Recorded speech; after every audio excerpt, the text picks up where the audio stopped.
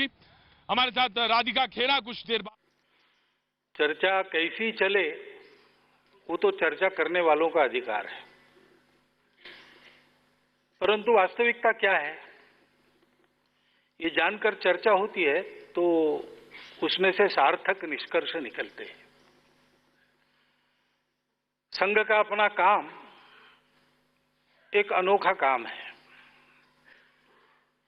इस कार्य की तुलना करने के लिए दूसरा कोई कंपेरेबल ऐसा कहीं दिखता नहीं, और इसलिए फ्रॉम नोन टू अननोन ऐसे इसको जाना नहीं जा सकता। जानने को जाए तो गलतफहमियां होने की संभावना ज्यादा रहती है। संघ का एक अनोखा तरीका होने के कारण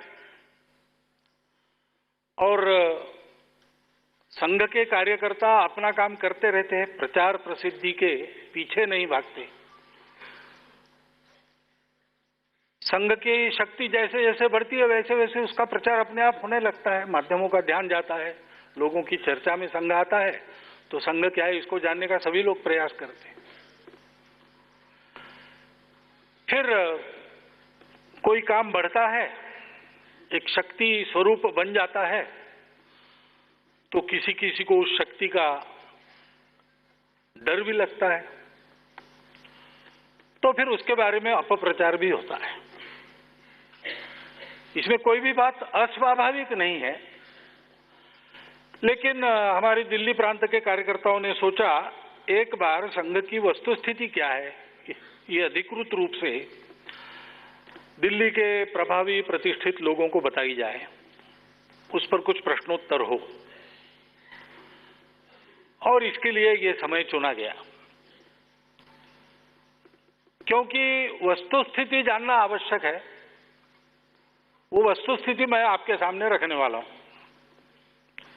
आपके सामने रखते समय मेरा उद्देश्य आपको कन्विंस करने का नहीं है। कन्विंस होना नहीं होना आपका अधिकार है।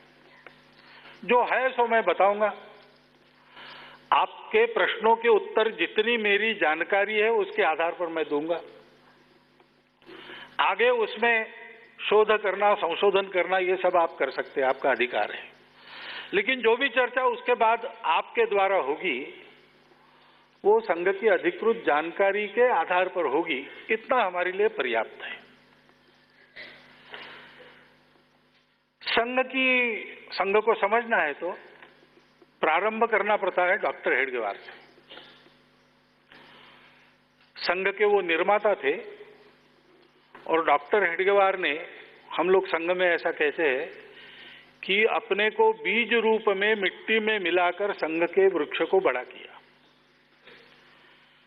इसलिए संघ के सारे कार्य में डॉक्टर हेडगेवार के मानस का प्रतिबिंब मिलता है।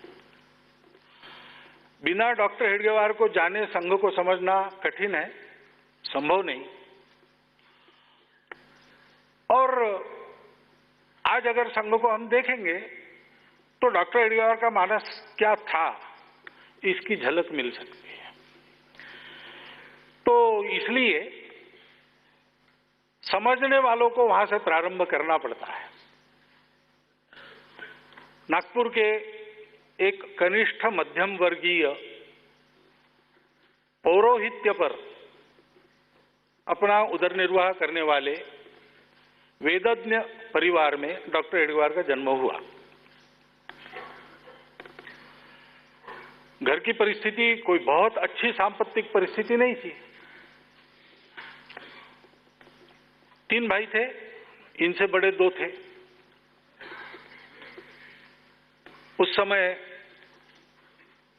स्वतंत्रता की बात समाज में चलने लगी थी। नागपुर में अंग्रेजों के आने के पहले वहां के राजा भोसला थे। उनका राज्य कैसे छीना गया इसकी चर्चाएं चलती थी।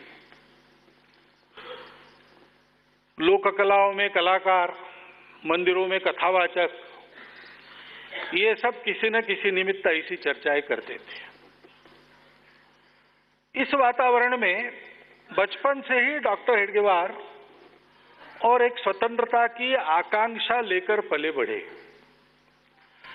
कैसे हुआ होगा पता नहीं, हम उनको जन्मजात देशभक्त कहते, क्योंकि बहुत छोटे थे, प्राइमरी स्कूल में थे, उस समय से ऐसा दिखता था। विक्टोरिया रानी के राज्यारोहण समारंभ की जुबिली भारत में हुई। ब्रिटिशों का राज्य था तो सभी स्कूलों में वगैरह कार्यक्रम होने अनिवार्य थे, वो हुए, इनके भी स्कूल में हुआ। ये तीसरी क्लास में पढ़ते थे और उस निमित्त मिठाई बांटी गई, तो उस मिठाई को लेकर इन्होंने कचरे में फेंक दिया। इसलिए शिक्षक ने उनको पूछा कि तुमको मिठाई अच्छी नहीं लगती, कूड़ेदान में फेंक दी। तो इन्होंने उत्तर दिया कि हमारा अपना राज्य छीनकर हमको गुलाम बनाने वालों के राज्यारोहण समारोह की मिठाई हमारे लिए मिठाई कैसे हो सकती, और ये दिन हमारे लिए उत्सव का दिन कैसे हो सकता है, ये तो शोक का दिन है। अब प्राइमरी स्कूल में पढ़ने की अवस्था में से इस प्रकार के विचार विश्व में ये बालक रहता था, ये उनका मेंटल मेकअप जन्म से कैसा था, ये बताने वाली बात है। और इसलिए आगे कठिन परिस्थिति में उनको पढ़ना पड़ा, क्योंकि